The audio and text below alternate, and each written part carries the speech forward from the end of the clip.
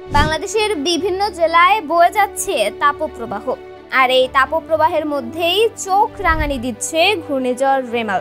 আশঙ্কা করা হচ্ছে আইলা এবং আমফানের মতো ক্ষতিকর হতে পারে রেমাল। 25 মের পর যে কোনো সময় আছড়ে পড়তে পারে ঘূর্ণিঝড়টি। ঘূর্ণিঝড়টি পশ্চিমবঙ্গ ও বাংলাদেশে আঘাত হানতে পারে বলে ইঙ্গিত দিয়েছে আবহাওয়া অধিদপ্তর। ঘূর্ণিঝড় রেমালের নামকরণ করেছে ওমান, আরবিতে যার অর্থ বালি। অবশ্য এই নামে ফিলিস্তিনের গাজা থেকে 1.7 কিলোমিটার দূরে একটি শহরও রয়েছে। এবার ধেয়ে আসতে পারে সেই রেমাল, তবে কতটা ভয়াবহ হবে তার কোনো ইঙ্গিত পাওয়া যায়নি।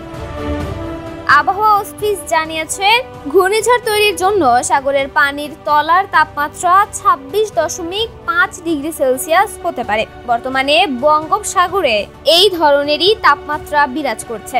সাগরের পানির তাপমাত্রা 30 থেকে 31 ডিগ্রি সেলসিয়াস। এই গরম পানিকেই ঘূর্ণিঝড়ের চালিকা শক্তি মনে করা হয়। এদিকে ভারতীয় আবহাওয়াবিদরা জানিয়েছেন, বঙ্গোপসাগর তো বটেই, আরব সাগরেও একটি নিম্নচাপ তৈরি হওয়ার সম্ভাবনা রয়েছে। আগামী 22 মে নাগাদ আরব সাগর এবং 23 মে নাগাদ বঙ্গোপসাগরে নিম্নচাপ তৈরি হতে পারে, কারণ নিম্নচাপের শক্তি বৃদ্ধির জন্য যে শর্তগুলো রয়েছে তার মধ্যে প্রায় সব শর্তই বিরাজমান রয়েছে। দিল্লির আবহাওয়া অফিস জানিয়েছেন, বঙ্গোপসাগরে ঘূর্ণিঝড় সৃষ্টির কার্যক্রম তৈরি হতে পারে আগামী সপ্তাহেই, যা আরো শক্তিশালী হয়ে উঠতে পারে।